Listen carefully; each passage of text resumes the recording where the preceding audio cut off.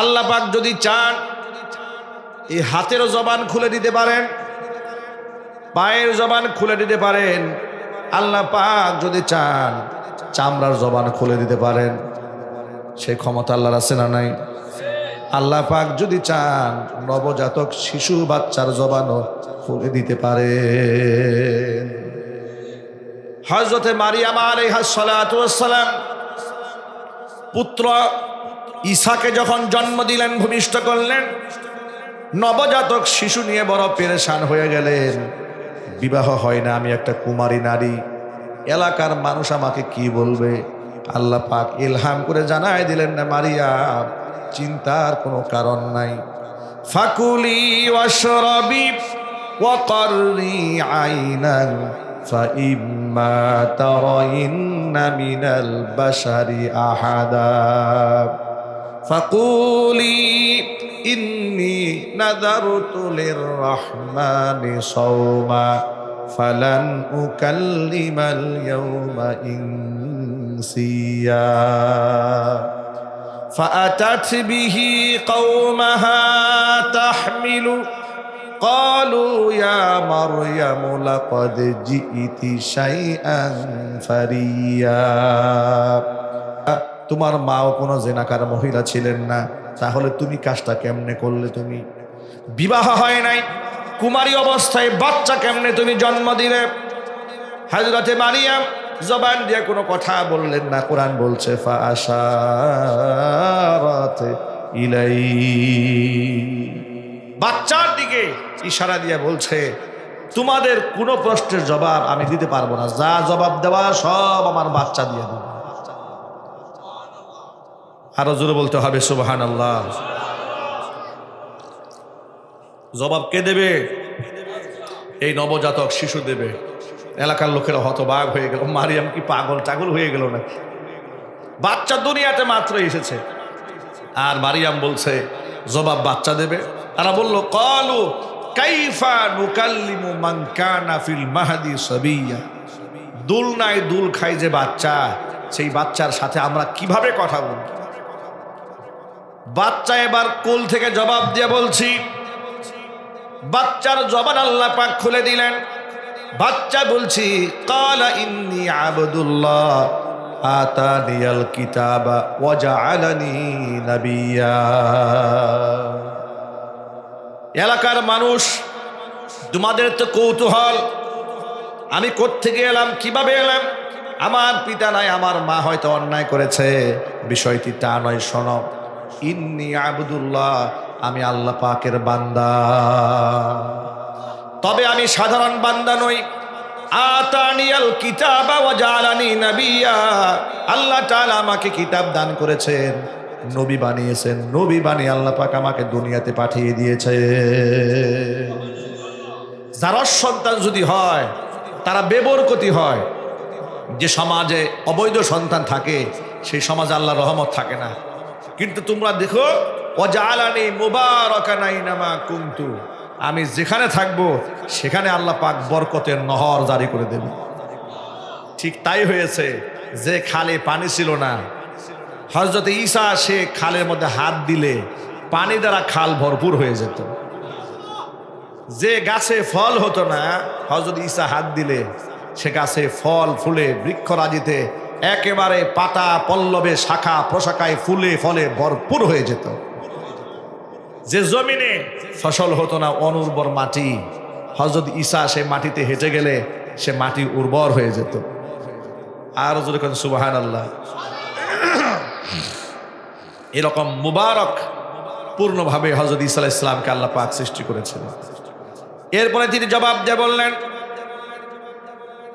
ওয়া জাআলানি মুবারাকান আইনামা কুনতু আওসানি বিস-সালাতি ওয়াজ-যাকাতি মা দুমতু হাইয়া, যতদিন আমি বেঁচে থাকবো আল্লাহ তাআলা আমাকে হুকুম করেছেন আমি যেন নামাজ আদায় করি এবং যাকাত দেই। আরেকটা কথা, এই যে তোমাদের প্রশ্ন আমার মাকে নিয়ে, এই তো ওয়া বাররাম বিওয়ালিদাতি, আমার মায়ের পবিত্রতার ঘোষণা দেওয়ার জন্য আল্লাহ পাক আমার জবান খুলে দিয়েছে। আমার মা অপবিত্র নারী নয়। ওয়ালাম ইয়াজআলনি জাব্বারান শাকিয়্যা, অবৈধ সন্তানরা হতভাগা হয়, কপাল পুরা হয়।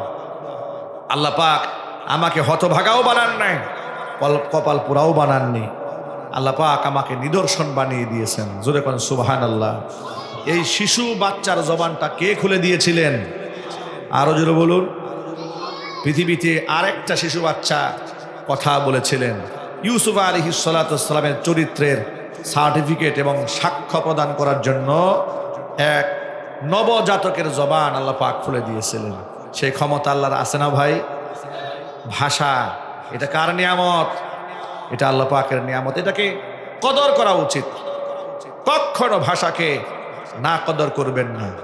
যারা জবানের কদর করেছে আল্লাহ পাক তাদেরকে অনেক অনেক বড় বানিয়ে দিয়েছে। ইমাম আহমদ ইবনে হাম্বল রহমাতুল্লাহি আলাইহি ছোটখাটো আলেম ছিলেন নাকি? আগে কোন সুবহানাল্লাহ।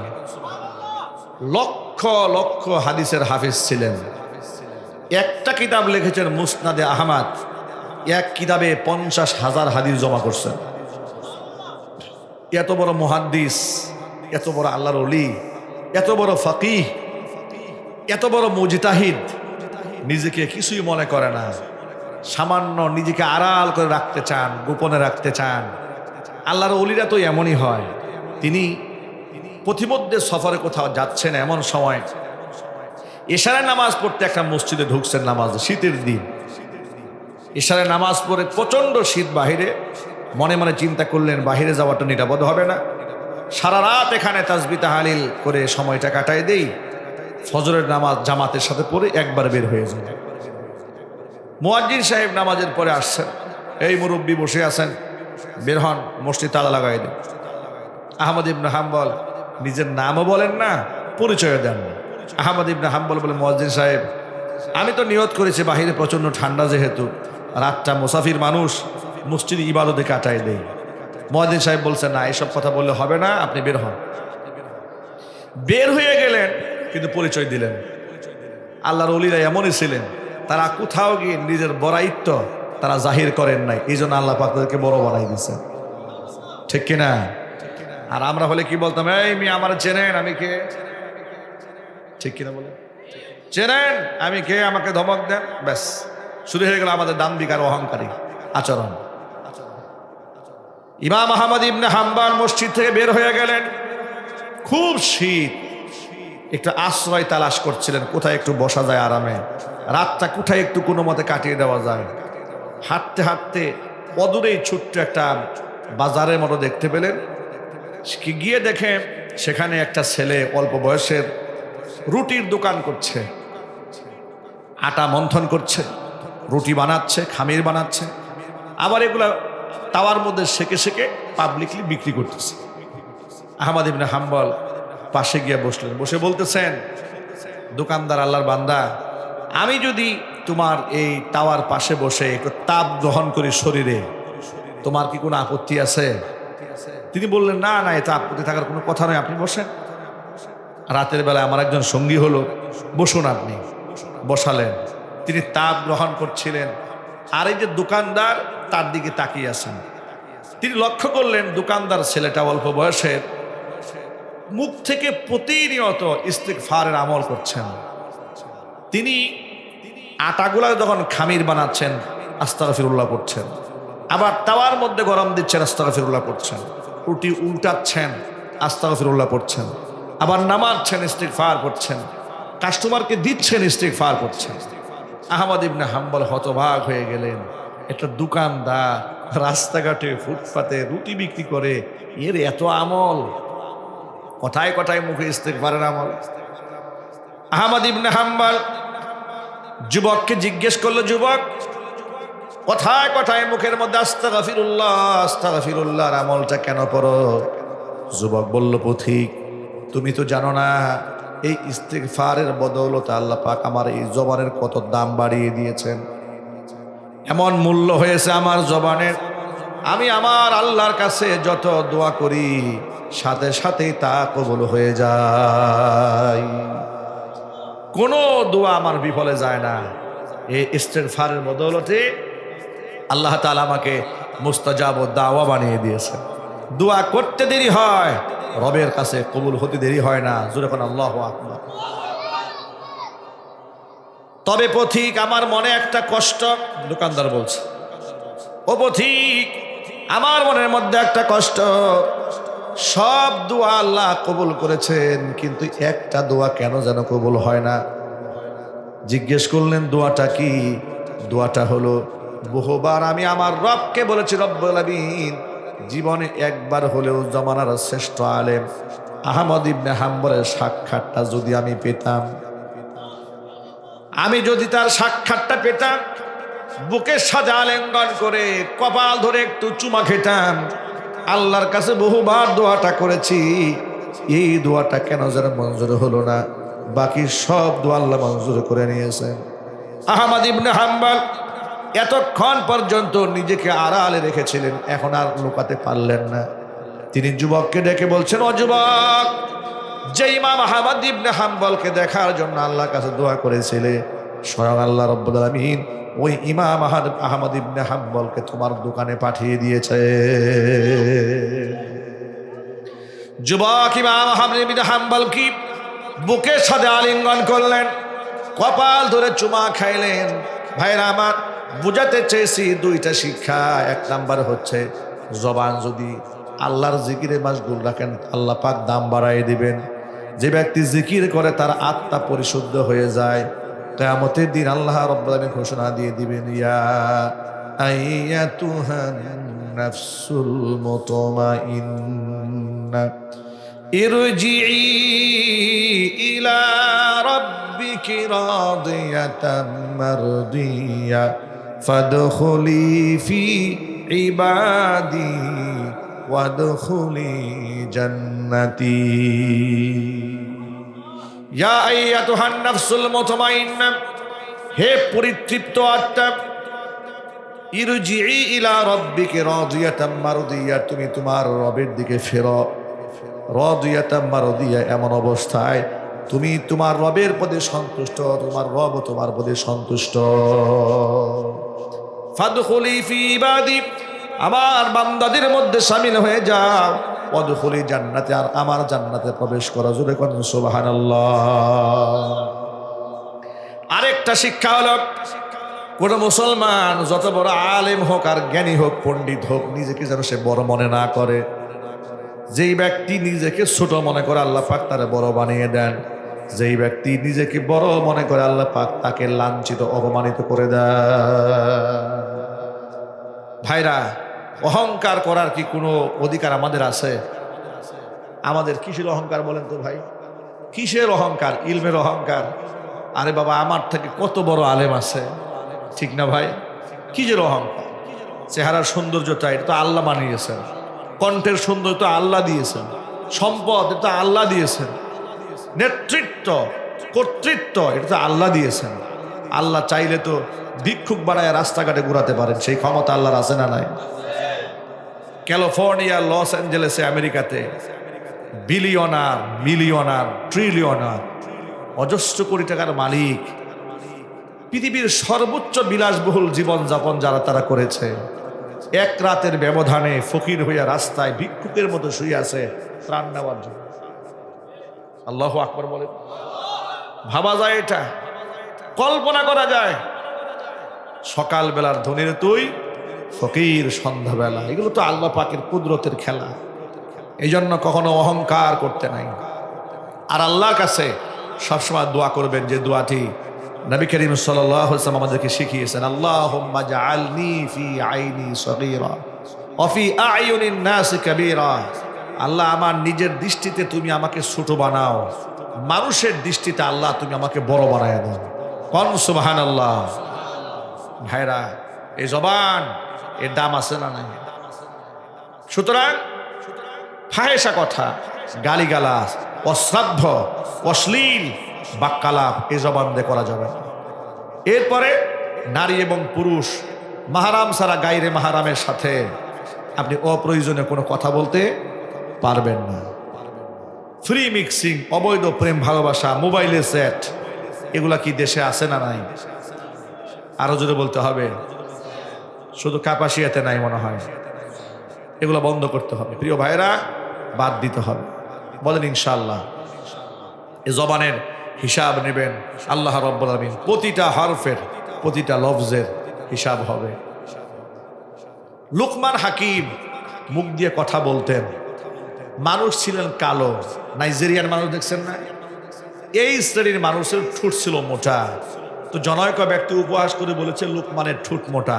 লুকমান বললেন, আমার ঠোঁটটা মোটা হলে কি হবে, কথা তো হয় অনেক দাকিক দাকিক, পাতলা পাতলা, সূক্ষ্ম সূক্ষ্ম কথা আল্লাহ এই মোটা ঠোঁট থেকে বের করে দেন। লোকমান হাকিমকে বললেন, আপনার গায়ের রং তো কালো, তাই গায়ের রং কালো হলে কি হবে, আল্লাহ তো আমার অন্তরটাকে আয়নার মতো পরিচ্ছন্ন করে দিয়েছেন। লোকমান হাকিমের কথা শোনার জন্য হাজার মানুষ জমা হয়ে যেত তার উপদেশ শুনতে, এত বিজ্ঞ ব্যক্তি ছিলেন তিনি। সেই লোকমান হাকিম একদিন ওয়াজ করতেছেন, এমন সময় পিছন দিক থেকে একটা লোক বারবার মাথা উঁচা করছেন, আবার বসতেছে, কি যেন একটা বলতে চাচ্ছে, সাহস পাচ্ছে না। লোকমান হাকিম তাকে অভয় দিলেন, আপনি কিছু বলবেন? তিনি দাঁড়ালেন। দাঁড়িয়ে যাওয়ার পরে বলছেন, যদি অভয় দেন একটা কথা বলবো, ভয় হচ্ছে বলতে, যদি আপনি অভয় দেন তাহলে বলবো। তিনি বলে, নিশ্চয়ই বলুন। আপনার মতো চেহারা হুবহু এরকম দেখতে এক ব্যক্তি আমার সাথে ছোটবেলায় মরুভূমিতে ভেড়া বকরি দুম্বা চড়াইত, আপনার মতো চেহারা, আমার কেমন যেন সন্দেহ রাখতেছে ওই লোকটা আপনি নাকি। মানুষের সামনে লোকমান হাকিম বলছেন, আল্লাহর বান্দা, যে লোকটা তোমার সাথে ছাগল চড়াইতো আমি সেই লোকমান। লোকমান হাকিমের কথা শুনে উনি হতবাক হয়ে গেলেন, আমি তো সেই ছাগলের রাখাল, ছাগলের রাখালই রয়ে গেলাম, আপনি যে লোকমান হাকিম হয়ে গেলেন। আল্লাহু আকবার বলেন। লোকমান হাকিম বলেন, আল্লাহর বান্দা, আমি কয়েকটা গুণের উপর আমল করেছি, এই জন্য আল্লাহ পাক আমাকে হাকিম বানিয়ে দিয়েছেন। যদি তুমি ওই গুণগুলার উপর আমল করো, আল্লাহ পাক তোমাকে ও লোকমান হাকিম বানিয়ে দিবে। এর মধ্যে এক নাম্বার আমল হচ্ছে, আমি আমার এই জবানে কখনো ফাহেসা কথাবার্তা বলি নাই, অপ্রয়োজনীয় কথাবার্তা বলিনি, প্রয়োজন ছাড়া কোনো শব্দ উচ্চারণ করি নাই। আল্লাহ পাক আমার জবানের মূল্য এমন বানিয়ে দিয়েছেন, আমার কথা শোনার জন্য লক্ষ মানুষ মরুভূমিতে জমা হয়ে যায়। জবান দিয়ে আমি ফাহেসা কথাবার্তা বলি নাই, অনর্থক কথাবার্তা বলিনি। এই জন্য আমাদের জবানের হেফাজত করতে হবে। বলেন ইনশাআল্লাহ। তিনি বললেন, আমি চোখের হেফাজত করেছি। তিনি বললেন, আমি আমার বাড়ির মেহমানকে সম্মান দিয়েছি, মেহমানদেরকে আমি ইজ্জত করেছি। তুমি এগুলো করো, আল্লাহ পাক তোমাকেও লোকমান হাকিম বানায় দেবেন। লোকমান হাকিমের তীক্ষ্ণ মেধা এবং তার প্রজ্ঞা, তার বুদ্ধিমত্তা যাচাই বাছাই করার জন্য তার মনিব, লোকমান হাকিমের যে মনিব ছিল, তিনি লোকমানকে ডেকে বলছে, আচ্ছা লোকমান, তুমি এক কাজ করো, তুমি আজকে একটা ছাগল জবাই করবে। ছাগল জবাই করে এই ছাগলের দেহ অঙ্গ প্রত্যঙ্গ যতগুলো আছে, এর মধ্যে সবচাইতে উৎকৃষ্ট মানের দুটা অঙ্গ কেটে আমার সামনে হাজির করুন। দেখি তোমার দৃষ্টিতে ছাগলের কোন অঙ্গটা সবচাইতে দামি অঙ্গ। লোকমান হাকিম খাসি জবাই করলেন, টুকরা টুকরা করে দুটা অঙ্গ কেটে মনিবের সামনে, পিয়ালাতের সামনে হাজির করলেন। মনিব তাকায় দেখেন ছাগলের জিব্বা কেটে নিয়ে আসছে আর ছাগলের হৃৎপিণ্ড, হাত কেটে নিয়ে আসছে। লোকমান হাকিম তার মনিবকে বললেন যে গোটা দেহের মধ্যে এর চাইতে দামি অঙ্গ নাই, একটা হচ্ছে জিব্বা আর একটা হচ্ছে হাত। বাস গেল ওই দিন। কিছুদিন যাওয়ার পরে লোকমান হাকিমের মনিব এবার লোকমান হাকিমকে বলছে, লোকমান, আজকে তুমি আরেকটা ছাগল জবাই করবে। জবাই করার পরে সবচাইতে নিকৃষ্ট দুটা অঙ্গ কেটে আমার সামনে হাজির করবে। লোকমান হাকিম এবার ছাগল জবাই করলেন, নিকৃষ্ট দুটা অঙ্গ কেটে মনিবের সামনে দিলেন। মনিব তাকায় দেখে এখনো তিনি হাত আর জিব্বা কেটে নিয়ে আসছেন। উৎকৃষ্ট অঙ্গের কথা বলছি, জিব্বা কেটে নিয়ে আসছে, হাত কেটে নিয়ে আসছে। নিকৃষ্ট অঙ্গের কথা বললেও তিনি একই জিনিস নিয়ে আসলেন। জিজ্ঞেস করলেন, লোকমান, ব্যাখ্যা আমাকে বুঝাই বলো। লোকমান হাকিম বললেন, মনিব শোনেন, একটা দেহের মধ্যে এই দুটা অঙ্গ এতটাই গুরুত্বপূর্ণ, যদি দুটা অঙ্গ ভালো হয়ে যায় গোটা দেহটাই ভালো হয়ে যায়। আর যদি কোনো ব্যক্তি নষ্ট হয় এর মধ্যে দুটা অঙ্গ যদি পচে যায় গোটা দেহের মধ্যে পচন ধরে যায়। কাল আর যদি জবান ঠিক না থাকে ওই দেহের কোনো দাম থাকে না। আর এই দুটো অঙ্গ যদি দামি হয় কারো পবিত্র থাকে তার দেহটা আল্লাহ পাক দামি বানাই দেন। কন সুবহানাল্লাহ।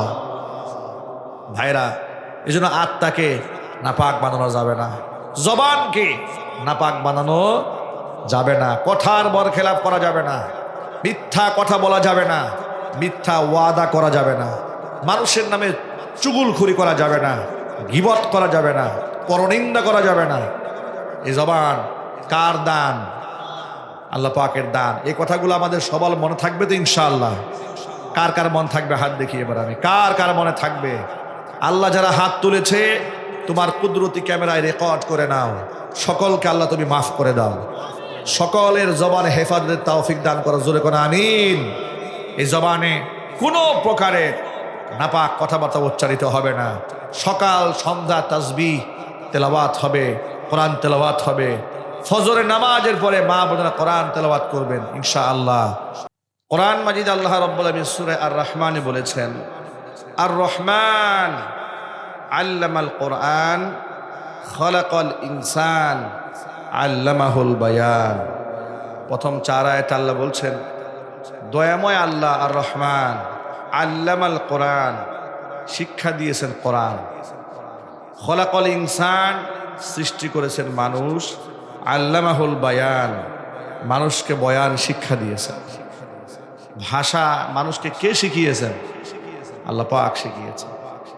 পৃথিবীর শ্রেষ্ঠ মাখলুক হচ্ছে আল্লাহর সৃষ্টির, সকল সৃষ্টির মধ্যে শ্রেষ্ঠ আশরাফুল মাখলুকাত মানুষ।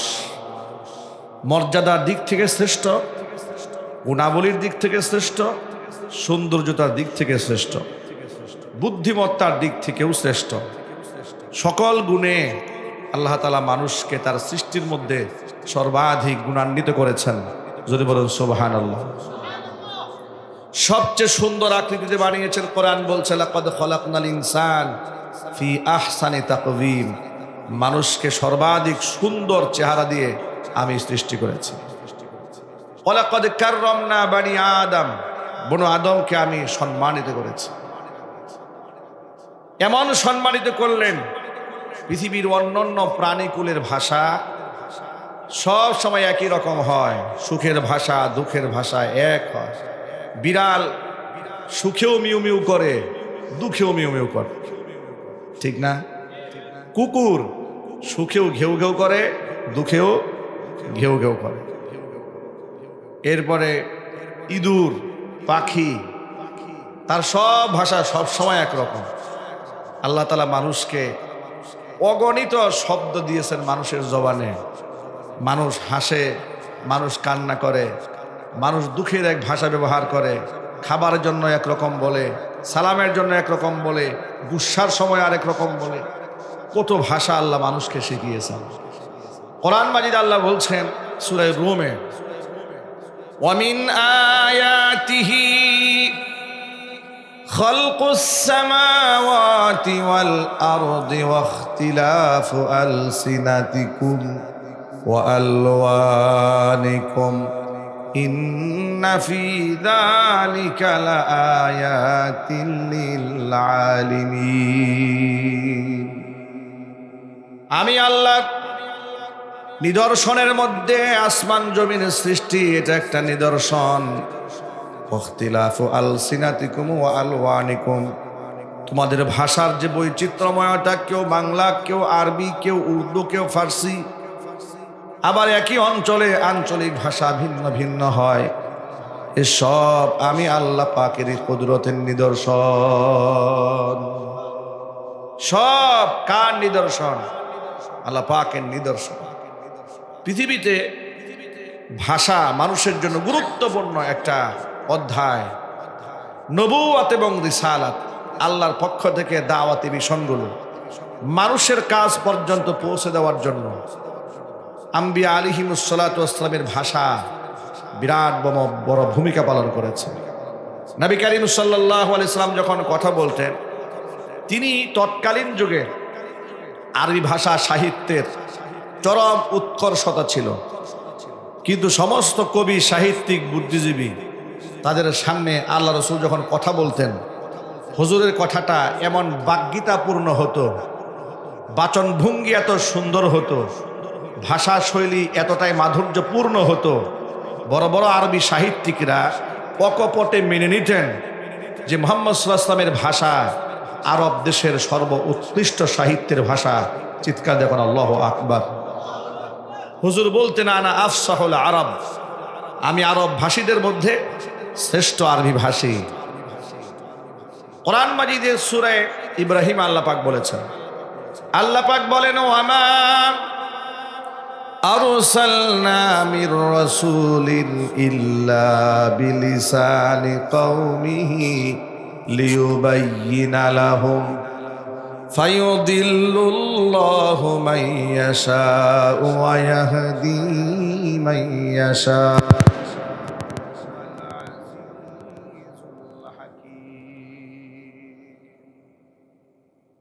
আল্লাহ পাক বলেন ওয়ামা আরসালনা মির পৃথিবীতে আমি এমন কোন রাসূল পাঠাইনি ইল্লা বিলিসানি কওমিহি, তবে তার কওমের ভাষা দিয়ে তাকে আমি পাঠিয়েছি। জোরে কোন সুবহানাল্লাহ।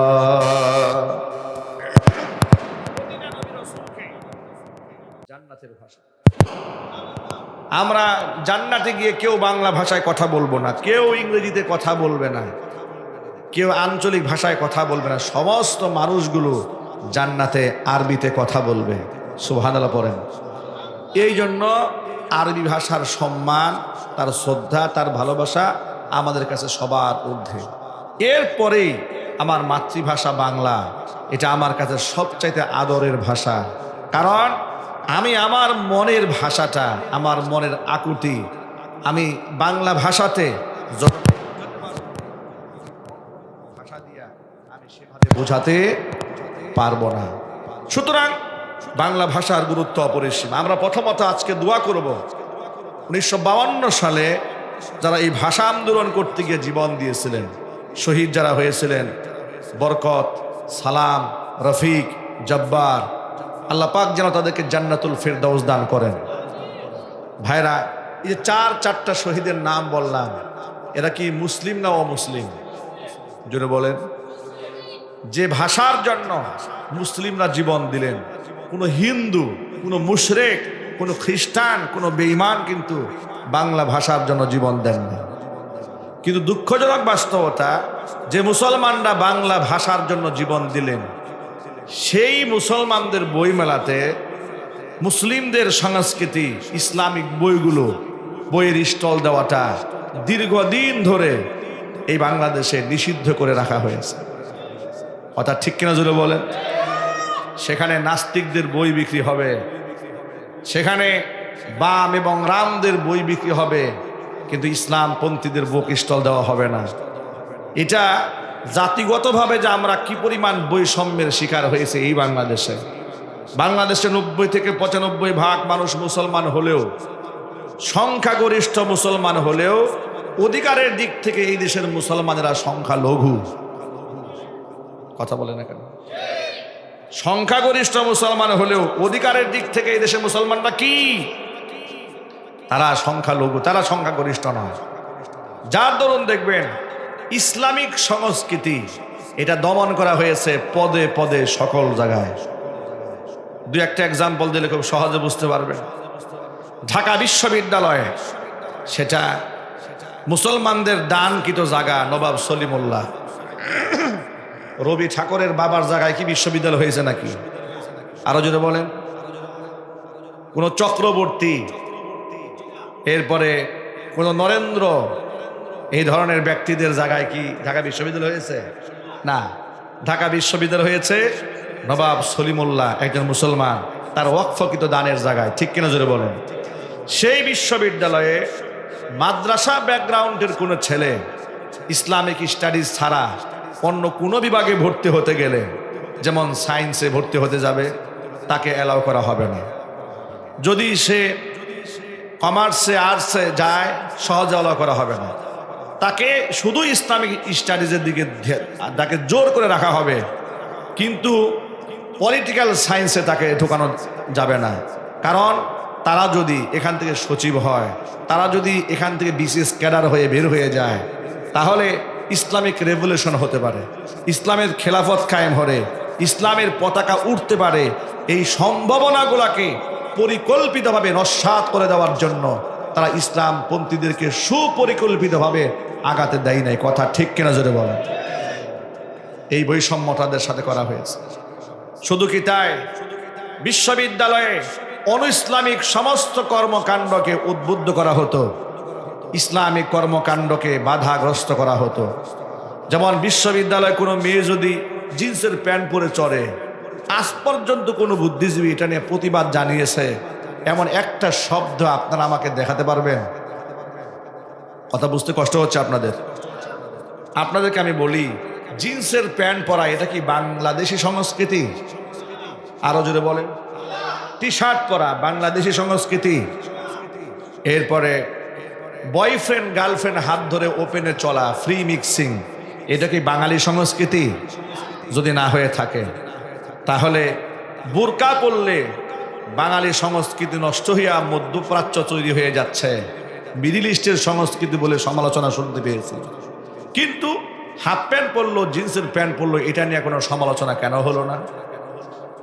কেন ফ্রি মিক্সিং এর বিরুদ্ধে কোনো কথা বলা হলো না? এর মানে অনইসলামিক যত কর্মকাণ্ড আছে, যত নাস্তিক্যবাদ আছে, আপনি সব করেন অবলীলায়, বাধা দেওয়া হবে না। কিন্তু যদি আপনি ইসলামিক কিছু একটা করছেন, আপনাকে বাধা দেওয়া হবে। হাতটাকে আপনাকে একেবারে অধ্যক্ষ থেকে শুরু করে স্কুলের আপনার ইউনিভার্সিটির টিচার পর্যন্ত আপনাকে পদে পদে হেনস্থা করবে। কেন দাঁড়িয়ে রাখছেন, কেন মাথায় টুপি দিলেন, আপনি কি জামাত করেন কিনা, আপনি কি শিবির করেন কিনা, কিংবা আপনি ইসলামিক কোনো জঙ্গি সংগঠনের সাথে জড়িত আছেন কিনা, গোয়েন্দা লাগিয়ে আপনার কর্মকে বাধাগ্রস্ত করা হবে পদে পদে। বাস্তবতা এদেশে আছে না নাই? গত রমজান মাসে আমাদের দিনী ভাইরা ঢাকা বিশ্ববিদ্যালয়ে কোরআন তেলাওয়াত করেছিলেন। রমজান মাসে কোরআন তেলাওয়াত করা তো বিরাট পাপের কাজ নাকি? এটা জোরে বলেন আপনারা। বিরাট পাপ করেছেন, রাষ্ট্রদ্রোহিতা করে ফেলছেন। তাদেরকে বিশ্ববিদ্যালয়ের ভিসি ডেকে নিয়েছে, সুকজ করেছে।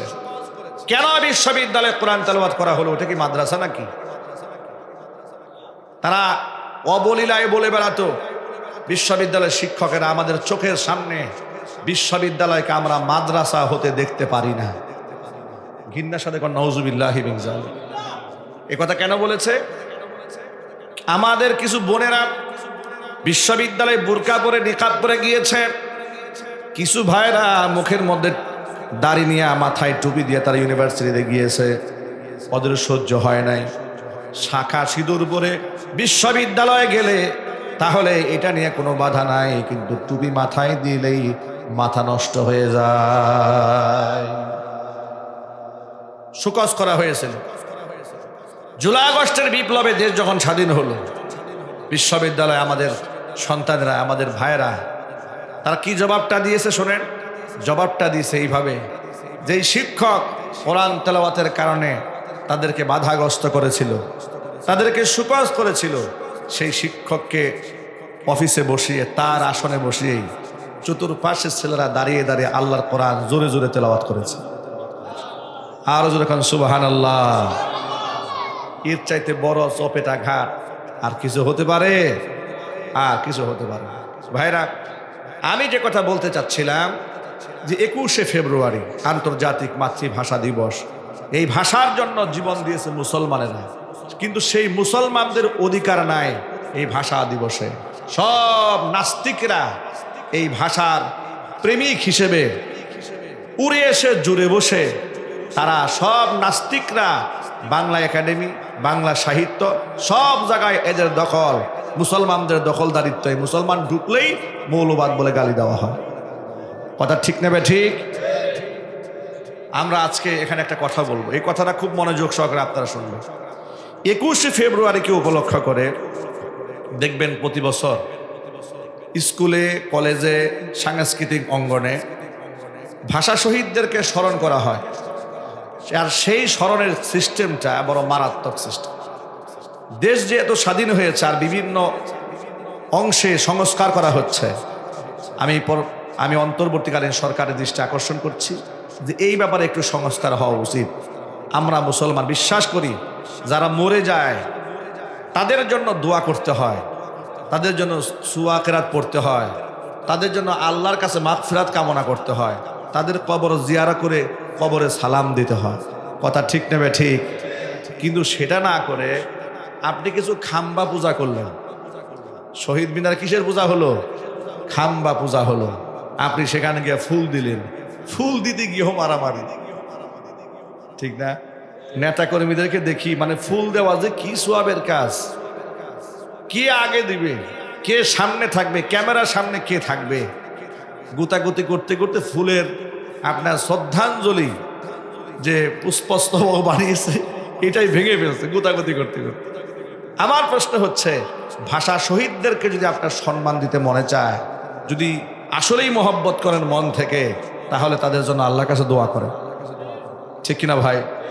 দোয়া করলে তারা পাবে না। কিন্তু দোয়া না করে আপনি যদি খালি পায়ে শহীদ মিনারে গেলেন, এতগুলা ফুল দিলেন, কি পরিমাণ সওয়াব হবে তাদের? চুপচাপ দাঁড়িয়ে থাকলেন, 1 মিনিট নীরবতা পালন করলেন, কি সওয়াব হবে এতে? তাদের কি কোনো ফায়দা হবে? না, এদের কোনো ফায়দা হবে না। সংস্কার শুরু হয়েছে, সংস্কারের এটাও একটা অংশ হয়ে থাক। ভাষা শহীদদেরকে আমরা স্মরণ করব দোয়ার মাধ্যমে, বলেন ইনশাআল্লাহ। কিন্তু আমরা শিরক করব না, আমরা খাম্বা পূজা করব না, আমরা মাথা নত করব একজনের সামনে, তিনি কে? চিৎকার দিয়ে বলুন, তিনি কে? রাষ্ট্রীয় শিরক থেকে আমাদের বের হয়ে আসতে হবে। আল্লাহ যেন তৌফিক দান করার জোরে কোন আমিন। এবার আপনারা বলেন, বাংলা ভাষার স্রষ্টাকে? জোরে। মাতৃভাষার গুরুত্ব দিন। ভাষা আল্লাহ পাকের নিয়ামত। এই যে আমি আপনাদের সামনে কথা বলছি, আপনারা আমার বক্তব্য শুনতে পাচ্ছেন, এটা আল্লাহর দান। মুসা আলাইহিস সালাতু ওয়াস সালামকে আল্লাহ পাক যখন দায়িত্ব দিলেন যে তুমি নবুয়ত আর রিসালাত নিয়ে এবার মানুষের দ্বারে দ্বারে যাও, ফিরআউনের কাছে যাও, মুসা আলাইহিস সালাতু ওয়াস সালাম আল্লাহকে বললেন, রব্বুল আলামিন, আমার তো কথা বলতে কষ্ট হয়, কথার মধ্যে জড়তা আছে, আমার কথা মানুষের বুঝতে কষ্ট হবে।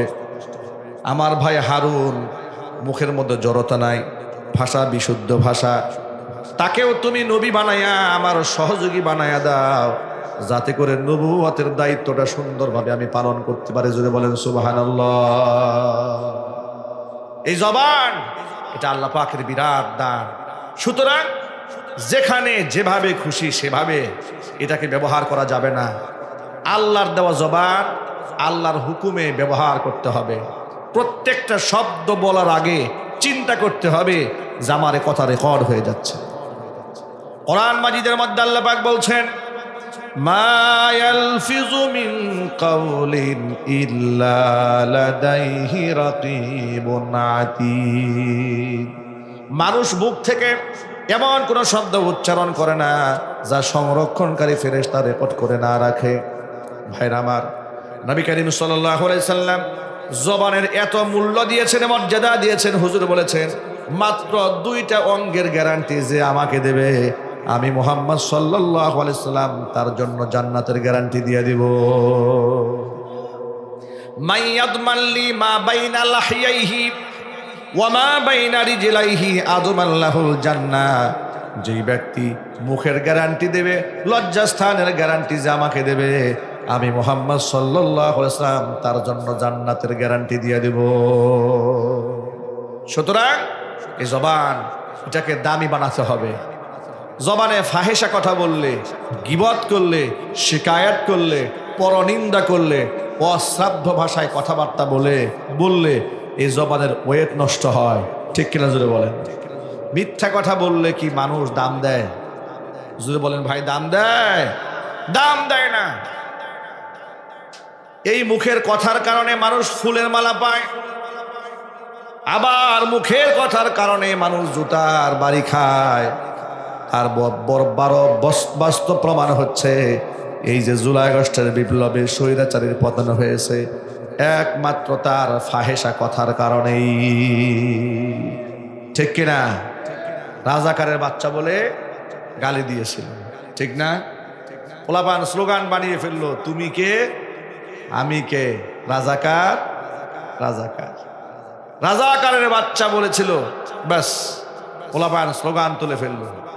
এই জন্য মুখ এটা বড় মারাত্মক হাতিয়ার।